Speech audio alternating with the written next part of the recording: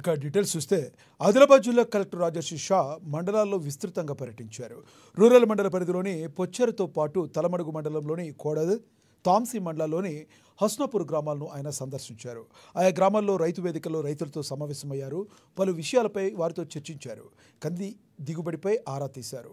కందుల కొనుగోలు విషయమై మరోసారి ప్రభుత్వ దృష్టికి తీసుకెళ్లినా తగిన న్యాయం జరిగేలా చూస్తారని కలెక్టర్ వారికి భరోసా కల్పించారు.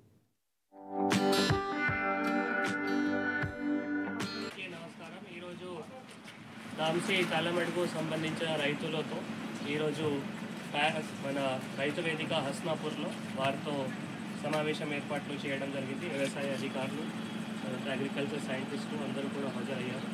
బేసికల్గా రైతులతో ఈరోజు సమావేశం ఉద్దేశం అంటే ఈ రైతులు ఏవైతే ఉన్న రెడ్ గ్రామ్ వేశారు వీటికి సంబంధించిన వారికి ఈ దిగుబడి ఎంత రావడం జరిగింది, దీని అభిప్రాయం తీసుకోవడానికి సమావేశం ఏర్పాట్లు చేయడం జరిగింది. వివిధ రైతులు అంటే చిన్న రైతులు కానీ, మధ్యం రైతులు కానీ, పెద్ద రైతులు కానీ అందరితో వారితో ఈ యొక్క వారి అభిప్రాయం కూడా తీసుకోవడం జరిగింది.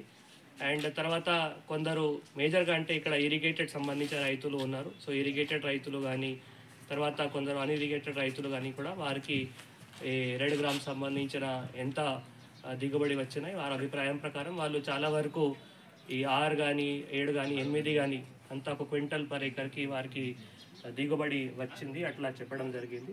సో అది ప్రభుత్వం దృష్టికి మనం ఆల్రెడీ ఒక లెటర్ ఇంతకుముందు పంపించడం జరిగింది. ఇప్పుడు మళ్ళీ ఒక్కసారి ప్రభుత్వం దృష్టికి తీసుకొని వెళ్ళి వారికి కరెక్ట్గా దిగుబడి వచ్చే విధంగా చర్య కూడా తీసుకుంటాము. దీంతోపాటు మళ్ళీ వాళ్ళు జొన్న సంబంధించిన కూడా ఇప్పుడు మంచి వర్షాకాలంలో అంటే మంచి వారి దగ్గర ఇరిగేషన్ ఫెసిలిటీస్ ఉన్నాయి కాబట్టి జొన్న కూడా వారు మంచిగా అన్ని పొలాల్లో వేయడం జరిగింది. వాటికి సంబంధించిన కూడా వారు ఇది దిగుబడి ఎక్కువనే వస్తున్నాయి. అది కూడా ప్రభుత్వం దృష్టి కూడా తీసుకొని వెళ్ళి రైతులకి సరైన న్యాయం కూడా జరగాలి. దాని తరఫు నుంచి జిల్లా అడ్మినిస్ట్రేషన్ తప్పకుండా చర్య కూడా తీసుకుంటాం.